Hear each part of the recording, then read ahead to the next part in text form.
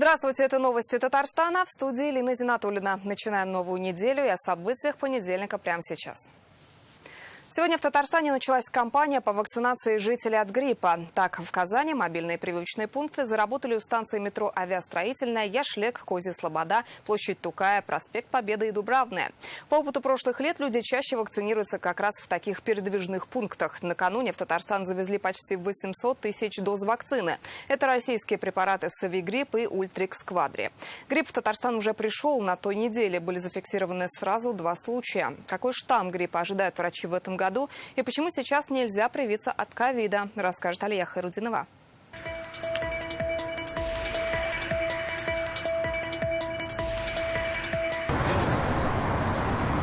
Таскира Хабибуллина через 2 дня отметит 74-летие. Говорит, хочет провести его в здравии, а еще прожить долго. Прививки делает каждый год. Последние 5 в мобильных пунктах вакцинации.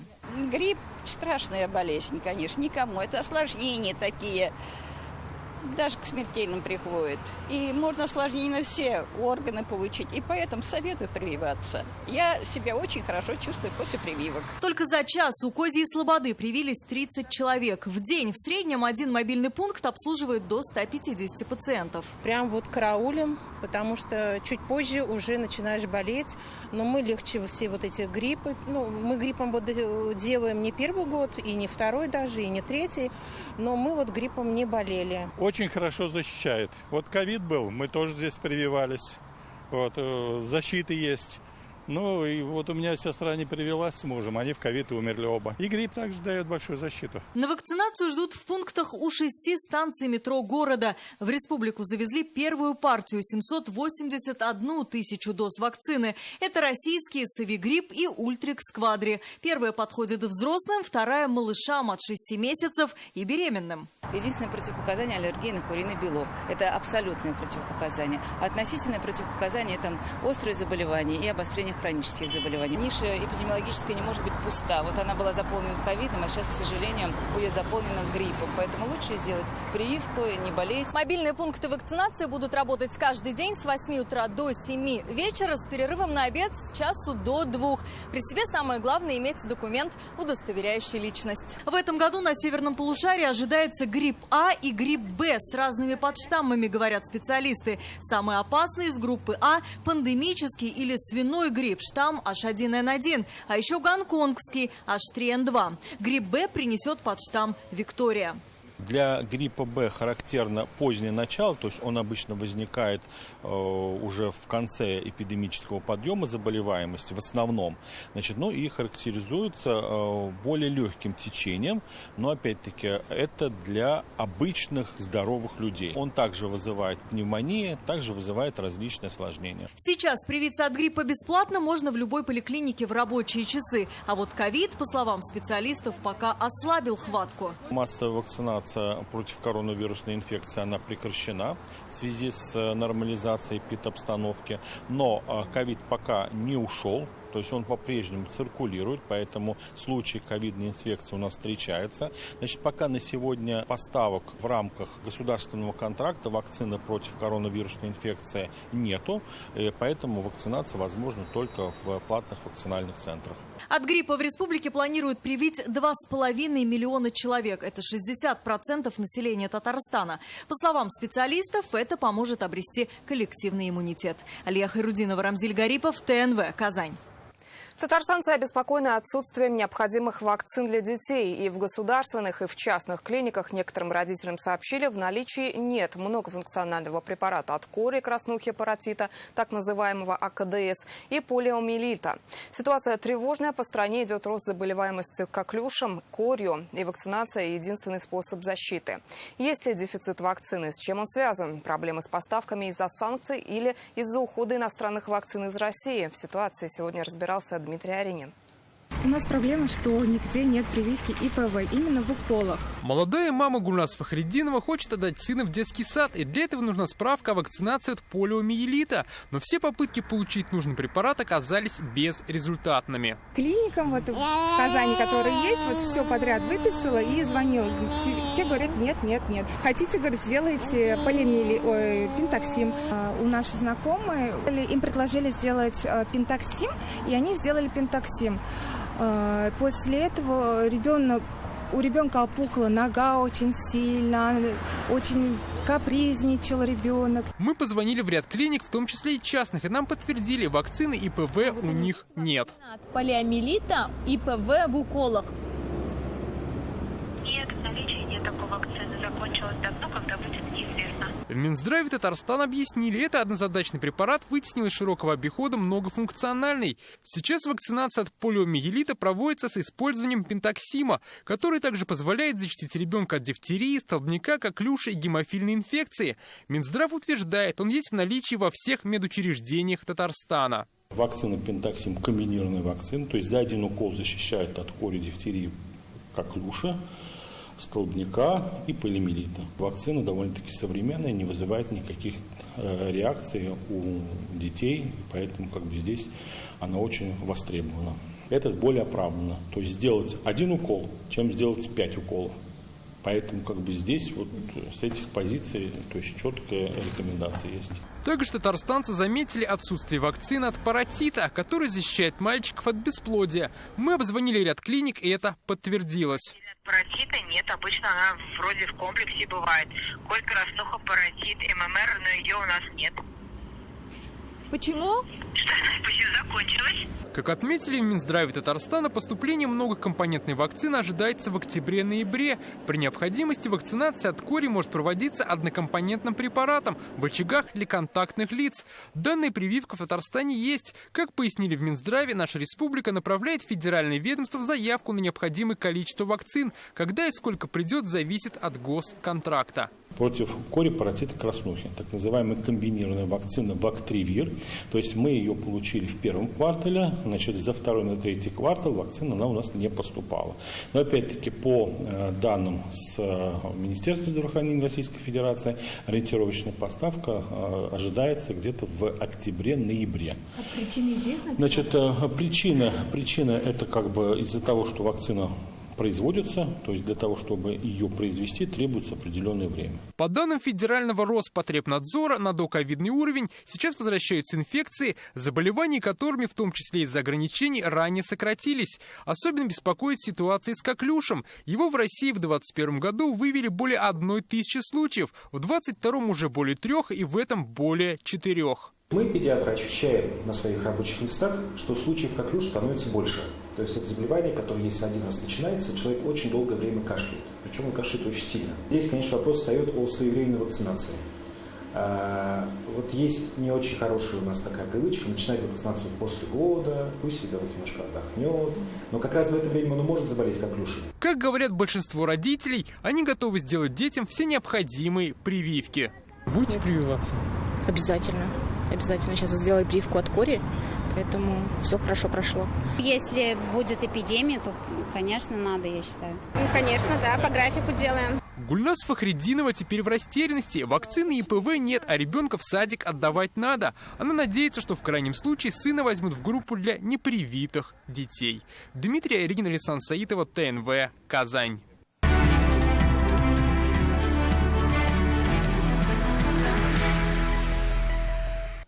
Рустам Минниханов сегодня с рабочей поездкой находится в Таджикистане. В Душанбе он встретился с президентом Эмомали Рахмоном. Обсудили вопросы укрепления и расширения торгово-экономических и гуманитарных связей. По итогам прошлого года внешнеторговый оборот между республиками превысил $30 миллионов. Приоритетные направления – машиностроение, сельское хозяйство и здравоохранение. Рустам Минниханов заявил, Татарстан заинтересован в расширении присутствия ведущих компаний республики на рынке Таджикистана. Также Райс Татарстана поблагодарил Эмомали Рахмона за поддержку татарской общины. Здесь проживают более 12,5 тысяч наших соотечественников. Президент Таджикистана отметил важность взаимодействия на уровне регионов, как составной части таджикско-российских отношений стратегического партнерства. В этот четверг в Казани откроется российско-китайский бизнес-форум «Ростки». Для участия зарегистрировалось почти 4000 делегатов из 55 регионов страны и 20 государств.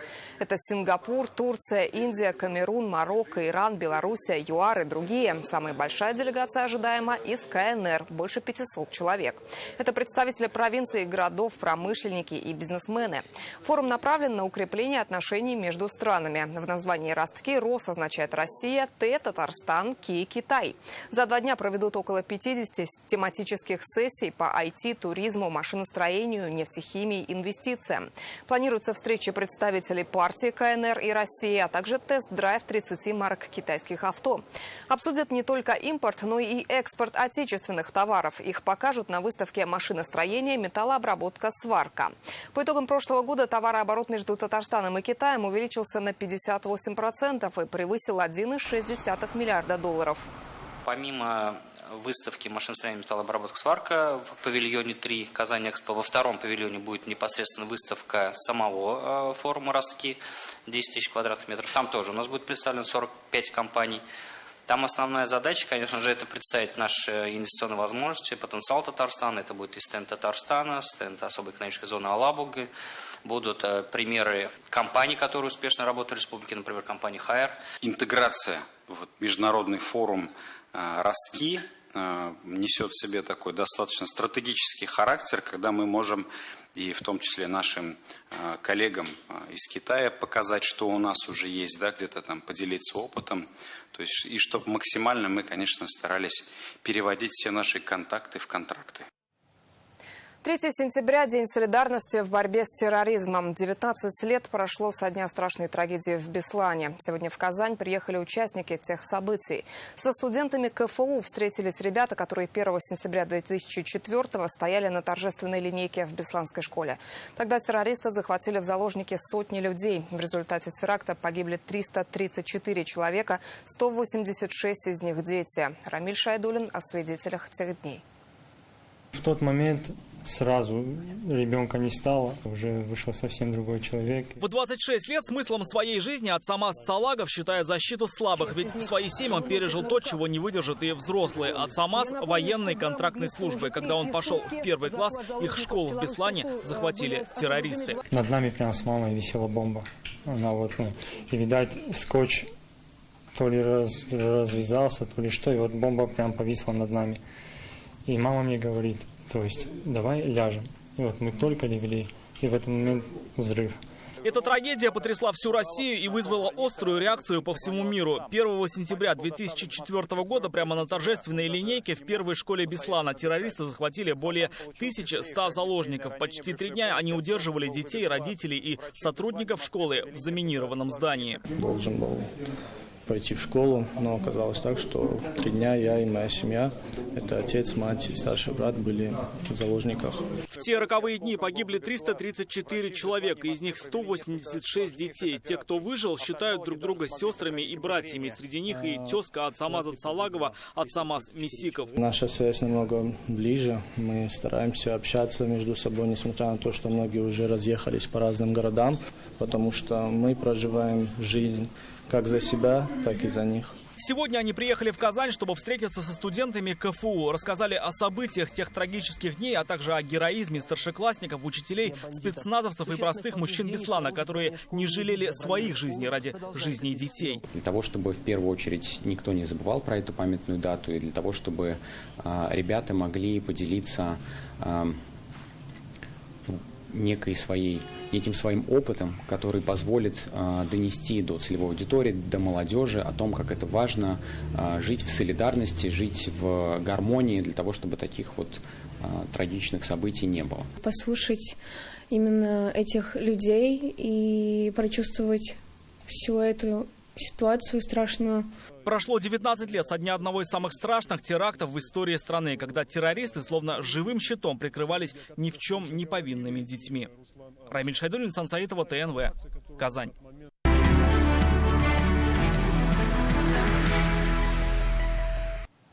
Мы продолжаем нашу специальную рубрику «Своих не бросаем». В ней говорим о журналистских репортажах из зоны СВО, показываем видеоматериалы о том, как там живут мирные жители и с какими испытаниями им приходится сталкиваться.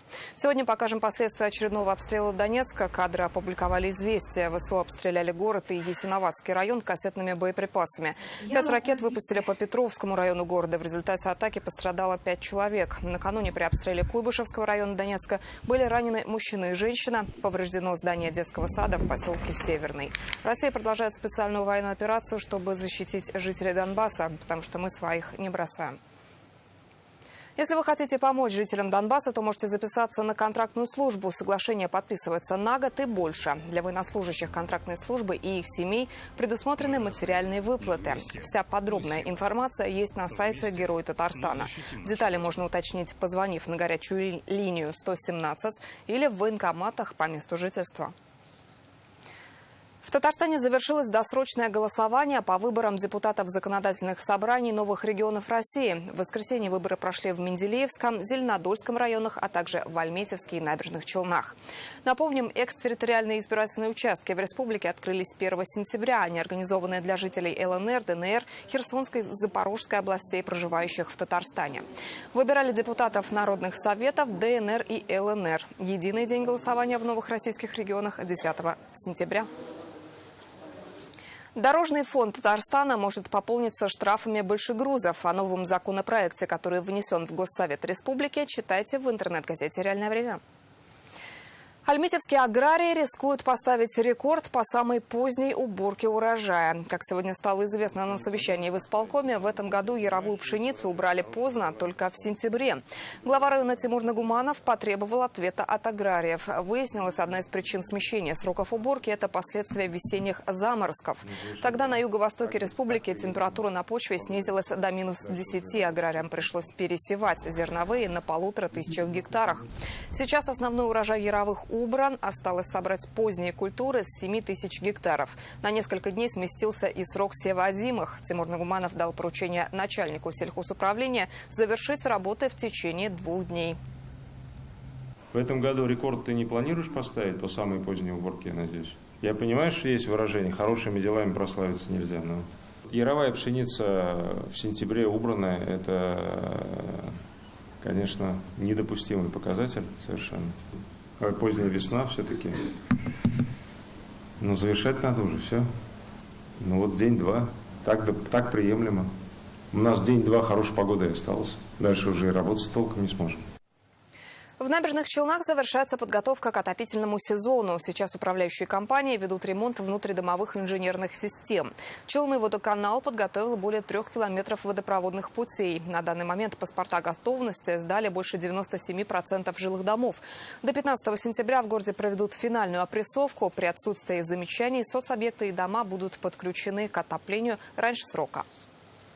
В первую очередь подаем тепло в наши стационарные учреждения здравоохранения, больницы, поликлиники, родильный дом, детское и взрослое отделение, инфекционная больница, 5-я горбольница, 2-я горбольница. Там все должно быть готово к приемке тепла. 200 тысяч мальков стерляди выпустили в Каму у села Битьки Тукаевского района. Повышение популяции рыбы – это экологическая акция нижнекамского предприятия «Сибура». Сегодня особенный день в жизни 6-летней Арины Посыевой. Вместе с мэром Нижнекамска она несет в Каму ее новых обитателей – мальков краснокнижной стерляди. Я сегодня выпускала рыбок в Каму и желаю я, чтобы они выросли большими океанскими рыбами. Из небольшого бассейна дети вместе с родителями выпускали мальков в реку. Выпуск стерляди – это благотворительная экологическая акция Нижнекамск нефтехима по восполнению биологических ресурсов. Мне очень понравилось, и я впервые в таком участвую. И мальки очень тоже понравилось запускать. Для детей это духовно-нравственное воспитание. Заботьтесь о природе, они несут свой вклад в будущее. Выпустить мальков в большое плавание в Тукаевский район приехали воспитанники Нижнекамского эколого-биологического центра, ученики местной сельской школы и дети сотрудников предприятия. Для них организовали праздник с играми, разрисовкой шоперов и созданием флорариумов. Через такие мероприятия вместе с детьми, вместе с родителями, жителей города мы показываем, создаем, наверное, культуру, как оберегать нашу природу. Эти рыбки, которые сегодня плавают в этом аквариуме, это будет тоже вклад в экологию. Запуск прошел в селе Битьки. Место выбрано не случайно. Здесь каменистое дно, кормовая база и нет хищных пород рыб. В этом году, как и в прошлом, в реку выпустили 200 тысяч мальков. Жаркая погода, она негативно сказывается на приживаемости рыбы. И сейчас прям идеальная погода, и не холодно, и не жарко. За 5 лет Нижнекамск-Нефтехим выпустит 1 миллион мальков стерляди. Это один из пунктов соглашения о совместной работе Нижнекамск-Нефтехима и Росприроднадзора, подписанного в прошлом году. Нефтехимики высаживают деревья, ведут реконструкцию полигона промышленных отходов и многое другое. Что касается выпуска рыб, акция продлится до 2027 года. Алена Струминская, Александр Лихачев, ТНВ, Тукаевский район. Больше 500 железобетонных опор наружного освещения Казани находятся в аварийном состоянии. Замены требуют и электросети. Чаще всего они выходят из строя с наступлением холодов. Также необходимо полностью решить вопрос с освещением поселков Казани. Об этом рассказали на совещании в мэрии. В этом году на ремонт систем освещения городских поселков выделено 43 миллиона рублей. Так, почти 1300 светильников установят в Самосырово, Константиновке, Салмачах, Кульсиитово и Старых Горках. По программе «Наш двор» освещение сделают на 274 дворовых территориях. В 133 из них его вовсе не было. Особое внимание заслуживает ситуация с расклейкой объявлений на опорах наружного освещения. В текущем году мы сформировали 4 отдельные бригады, которые занимаются только очисткой опор от несанкционированной рекламы. В Нижнекамске могут снизить скоростной режим для автотранспорта. С таким предложением на деловом понедельнике исполкома выступил глава района Рамиль Мулин. Он уверен, если водители будут ездить в городе со скоростью не более 40 км в час, количество аварий сократится. Также градоначальник предложил сделать больше пешеходных переходов и создать искусственные неровности для снижения скорости. Напомним, в этом году в Нижнекамском районе произошло 117 ДТП с пострадавшими, 9 погибли, 131 человек получили травмы. Одна из серьезных проблем выезд на встречную полосу, одна из серьезных проблем, которая, к сожалению, дает вот этот травматизм и смертельные исходы. Поэтому максимально, конечно, нужно сделать так, чтобы мы сохранили себя и своих близких. В Казани началась подготовка к финалу международного конкурса «Татар КЗ». 13 девушек приехали из разных регионов России, а также из Германии, Турции, Кыргызстана, Узбекистана. Сегодня красавицы встретились в Конгрессе татар. Здесь начались мастер-классы, уроки по сценическому слову, актерскому мастерству. Также они проявят себя в готовке и рукоделии. Возрождение, сохранение и развитие национальной культуры, традиций и языка татарского народа, передача духовного наследия представителям молодого поколения – такую миссию преследуют организаторы. Финал пройдет 16 сентября на родине победительницы 2019 года в Ташкенте. Из-за пандемии коронавируса конкурс 3 года не проводился. Конкурс, он уникален тем, что это не только именно воплощение красоты внешней, это воплощение именно красоты внутреннего, духовного мира наших татарских девушек.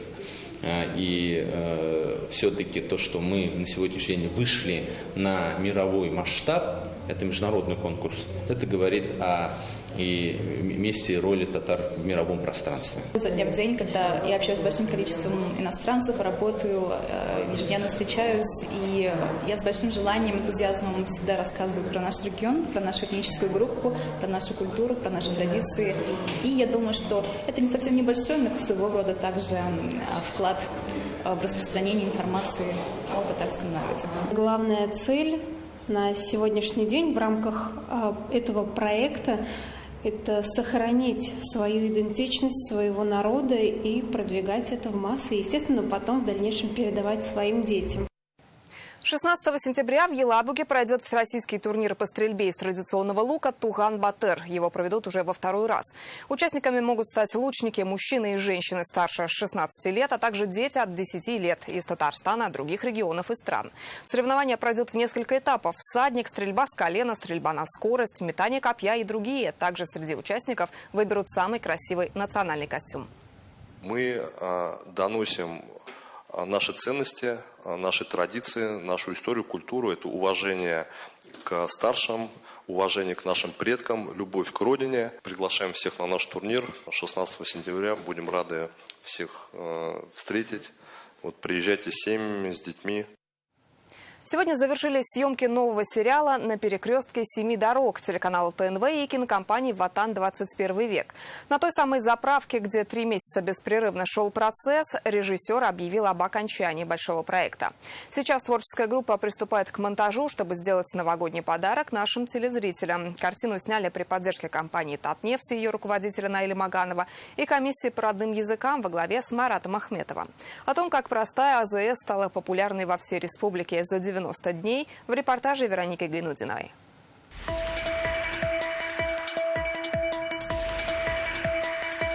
Серия 14, сцена 2, дубль 1.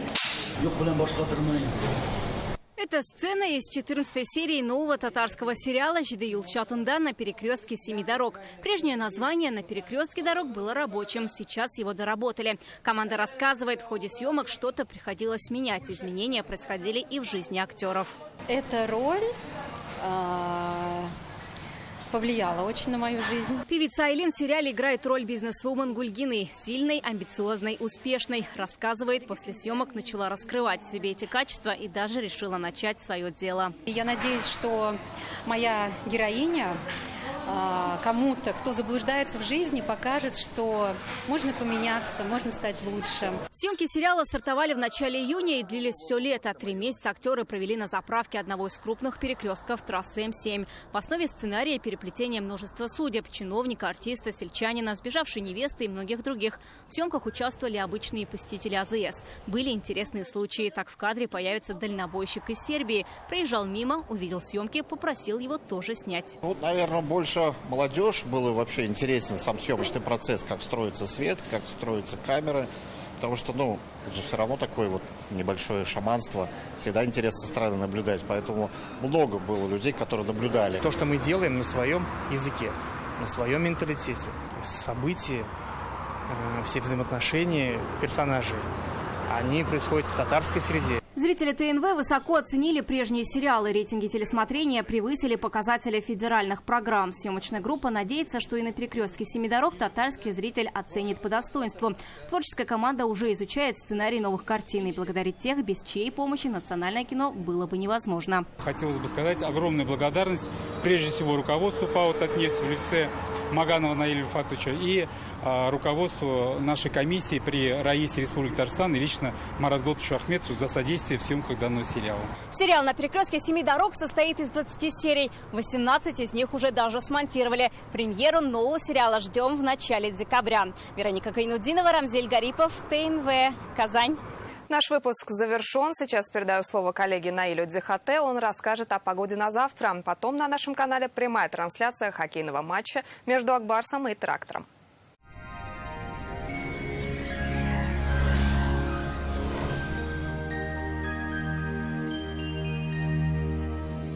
Здравствуйте, Исяммесис. В студии Наиль Дзихате. О погоде через несколько секунд. Изготовление любой корпусной мебели от Данил Мастер в сентябре со скидкой 10%. Не откладывайте на завтра свою мечту о новой кухне или шкафе-купе по вашим размерам. Узнайте подробности по телефону в Казани 2 167 166. В Татарстане начало недели будет по-прежнему тепло, однако облаков станет больше. Местами пройдут небольшие дожди. Подробнее прямо сейчас. По данным сервиса Яндекс.Погода, в Бугульме, Бавлах, Азнакаево будет облачно с прояснениями, пройдут небольшие дожди. Ночью ожидается до 10, днем до 22 градусов тепла. В набережных Челнах, Нижнекамске и Лабуге облачно, но без существенных осадков. Ночью около 11 градусов тепла, днем до 24. А в Агрызе, Менделеевске, Актаныше днем облачно и без осадков. Ночью воздух остынет до 11, днем прогреется до 23 градусов тепла. В Арске, Кукмаре, Балтаси переменная облачность и без осадков. Ночью 9, днем до 24 градусов тепла. В Болгаре, Дрожжаном, Буинске облачно, местами осадки. Ночью температура составит 13 градусов тепла, днем до плюс 22. В Альметьевске, Чистополе, Мамадыше ожидается переменная облачность. Местами пройдут дожди. Температура ночью до плюс 12, днем около 23 градусов тепла. А как обстоят дела с погодой в Казани, узнаем прямо сейчас. В Казани 5 сентября довольно тепло, облачно, с прояснениями. Утром и днем возможны дожди. Температура до 15 градусов тепла ночью и до 22 градусов днем. Ветер умеренный, северо-восточный. Давление чуть выше нормы. 757 мм ртутного столба. Влажность около 70%. Магнитное поле спокойное. Это все о погоде. Я с вами прощаюсь. Всего доброго.